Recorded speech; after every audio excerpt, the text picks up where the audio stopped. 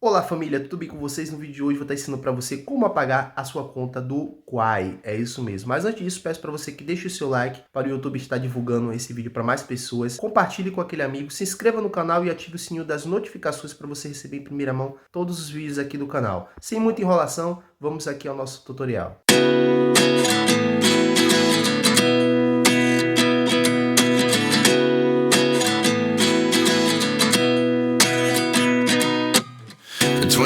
And I find myself wondering what did happen to the last 10. I ran away with my life, fast forward, never turn back again. It's kind of funny that the more we pass time, the more we need to set the rewind. And 19 was the year I had to leave you, but now I'm seeing all the signs. Is this really happening? I can't believe it's true. I'm just as surprised as you.